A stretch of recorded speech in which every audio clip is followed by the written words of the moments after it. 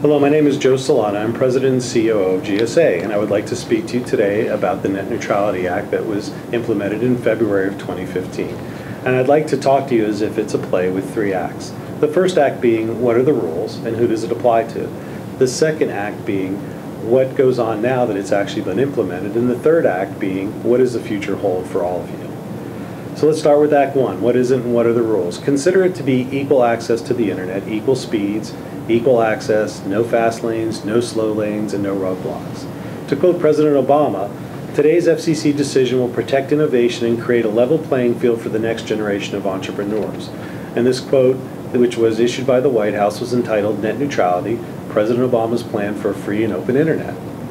So we'll come back to this in a minute. So let's start with Act 1. What are the rules and who does it apply to? The FCC points to its three bright line rules: no blocking, no throttling, and no paid prioritization. The net neutrality rules created a general conduct, a standard that basically warns ISPs to not misbehave. So basically they have to follow the rules, but they're really not sure what the rules are. The standard also allows the FCC to be very flexible in its enforcement and in their policing of providers. Opponents argue that these types of broad, agency-wide, flexible enforcement rules are dangerous in themselves. So who does it apply to? Essentially, it applies to anyone who's providing internet service. So it could be traditional internet service providers. It could be a wireless company who provides internet with his phone. It could be a legacy telecom provider, a cable provider. Essentially, anyone who's providing internet service. So the facts are that ISPs, or anyone providing internet service, is now considered to be part of Title II of the Telecommunications Act of 1934. And what this means is that ISPs will now be governed by the same rules that traditional legacy telecommunication carriers are governed by. So in short, an ISP is now considered to be a public utility, just like any other telecom provider, and must be subject to the same types of rules that those telecom providers are. And most claim that the services provided by ISPs are not equal to the services that are provided by telecommunications carriers, and therefore the rules do not apply to their services. And in fact, this has already been challenged in DC court, where several major carriers made that exact same argument. Unfortunately, it was struck down because it's too soon. The act was just implemented, and most probably will be addressed later on this year. The folks that are in favor of this new act are the internet content providers, the people that are providing you their content, such as Facebook, Twitter, etc. They're the ones who are claiming that they were being discriminated against and blocked and throttled. So those people are happy and those companies are glad that this is in place. So let's talk about Act 2. What does the future hold now that the act has been implemented in June?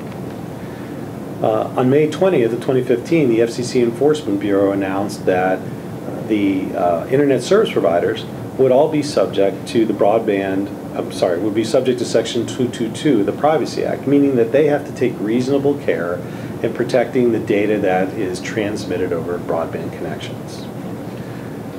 So during this during the interim period, broadband providers are expected to take reasonable good faith care and reasonable good faith steps. The problem is that no one really knows what reasonable good faith care and reasonable good faith steps to protect information is.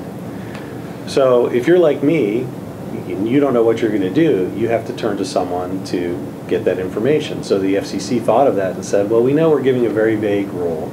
We'll allow you to call us up on the phone, ask whatever questions you are. If you have an issue, we'll help you decide if you're taking fair and reasonable steps to protect the information.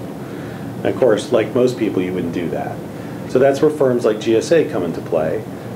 You can certainly use our services, and we've done this for hundreds of companies, to contact anonymously or through VDA regulatory bodies to present information to them and get clarification to help direct our clients. So if you feel like you're in that situation, please feel free to contact us. So now let's talk about Act 3. What does the future hold? So I mentioned earlier President Obama's comments about a free internet.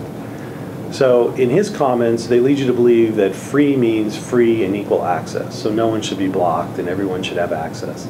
But to me, free means free, meaning monetarily free. So today, the FCC and President Obama are pushing what they call a broadband initiative, which is 100% deployment of broadband to every school, every library, and every citizen in the United States. The problem with that is that not everyone in the United States can afford to pay for broadband internet service. So that leaves a dilemma for the FCC and will always leave a gap between 100% delivery. So the solution will be to offer some subsidized internet access, similar to the subsidies that are given today for schools and libraries, low income folks who need telecommunication services. So one would expect that the next logical step for the FCC to take is going to be to create some sort of subsidy, and how would they do that? If there is a mechanism in place today, the USF fund, where carriers today pay into the fund to subsidize these already existing programs. So one would expect that there's going to be some similar regime to that, or maybe just be an expansion of the current USF fund. But these types of regulatory issues and regulatory hurdles are the types of things that ISPs and existing carriers need to worry about most and stay abreast of. So we are certain that our existing clients as well as future clients would be interested in hearing more about these types of services and the services that GSA could provide to you. So please feel free to contact us if you need help. Thank you.